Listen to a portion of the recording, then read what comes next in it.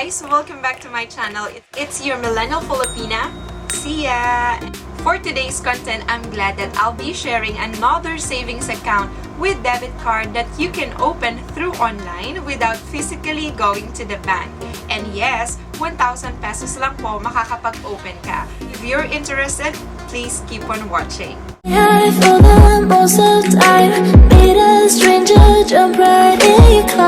Ayan, kumusta, Millennial family? And if you are new to my channel, by the way, I am Sia Cardino, a Kapampangan content creator, and my channel is all about finance, travel, education, tutorials, and anything about millennial life. If you think you're in the right channel, please join us here together with our Millennial fam. Please click the subscribe button and the bell button to keep you more updated sa mga videos ko.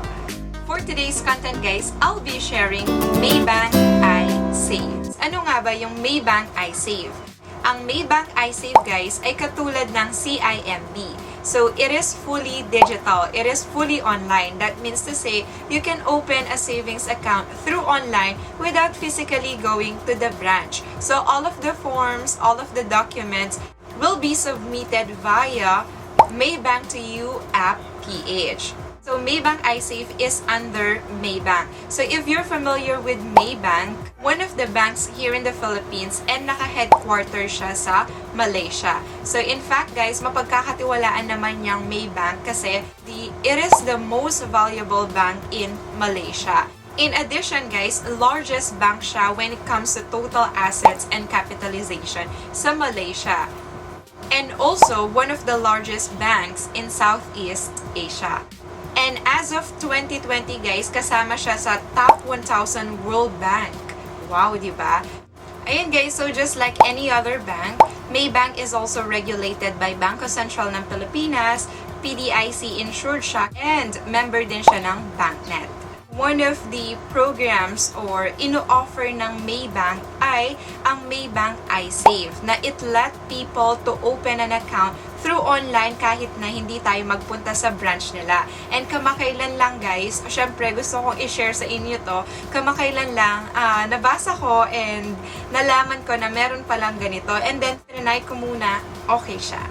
Ano-ano nga ba yung mga benefits or mga features na ma-enjoy nyo kapag nag-open kayo ng Maybank Isave?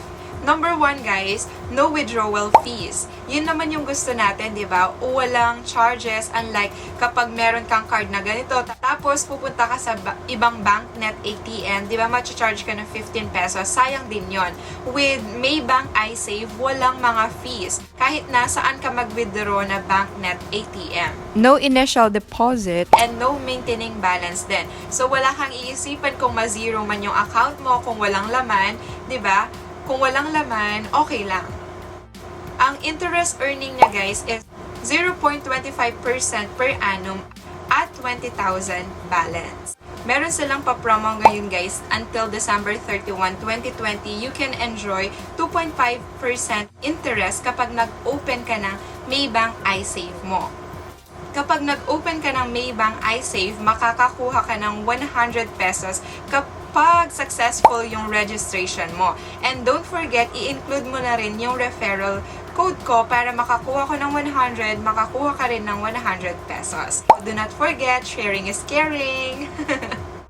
Next guys, wide access siya. Ma-access mo siya sa mga BancNet ATMs here in the Philippines. And kung nasa abroad ka man or magpunta ka sa abroad, accessible siya sa mga Maybank ATM in Malaysia, in Singapore, and Cambodia with no charge and low conversion rate. Don't worry guys, secure din siya kasi yung card mo, it comes with an EMV-enabled ATM.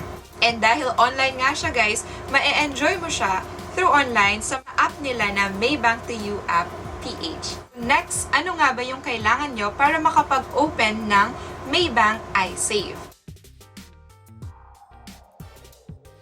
So, i-guide ko kayo today guys para makapag-open kayo ng Maybank Isave ninyo. Number 1 guys, you need to download their app. It is Maybank to You app PH. Download mo siya sa App Store and Play Store. Before kayo mag-fill out guys, kailangan naka-ready na yung mga acceptable valid IDs ninyo and proof of billing. After nyong ma-download guys, open nyo na yung mobile app and choose Open an Isave Account. So, heto guys yung overview ng app. So, i-ask niya yung mga pinakamahalagang information about you. I-fill out mo na lang and paki-double check na lang para walang mali. So, it has step 1, step 2, and step 3. Di naman sila maarte about job. So, ako self-employed. Ayan, agree and confirm nyo na. Then, take a picture of your valid ID with signature above and capture selfie. Heto, ganito yung itsura niya guys. Tapos, mapapadalan kayo ng SMS and email. So, heto yung SMS guys, and ito naman yung email. So, hindi pa ito yung approval guys. Mag-a-update pa sila ng status ng application mo via email and mobile number if approved ka or not. So, after ilang hours guys or one day, mapapadalan ka ng SMS and email na your bank account has been opened. Ganito na yung itsura kapag approve ka na. So, meron dyan yung IB access number mo and first time activation code para ma-activate mo yung account mo.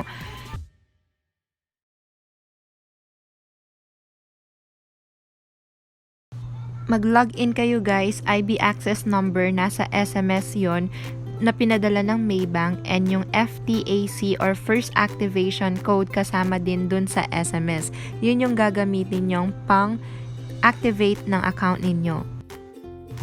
After guys, mapaprompt kayo dito, gawa na kayo ng username ninyo and password, then gagamitin nyo ito sa pagla-login sa mismong app. Merong mga images dyan guys such as fruits, no? Gagamitin mo yon para pang-verify sa sarili mo every time you log in into Maybank to you. And after that, meron mga security questions na kailangan mo sagutin if ever hindi mo alam yung password mo. And then after that, congratulations, you are now registered to M2U Internet Banking. Maraming paraan guys, pwede sa Maybank branches, over-the-counter, interbank fund transfer, GCash bank transfer, and 8,000 deposit outlets such as 7-Eleven, RD Pawn Shop, USSC, Tambunting, and many more. So, para makakuha ng ATM card guys, lamnan mo muna ng 1,000 pesos yung iSave mo through GCash or any other banks. Ayan, do not forget yung referral code na C114768 para meron tayong 100 pesos once na successful yung registration mo.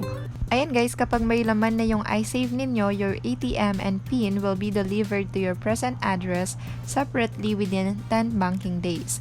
You may allow a representative to receive your ATM by providing a photocopy of your valid ID and your authorization letter. So, may note sila guys, they are experiencing difficulties in the delivery of iSave ATM.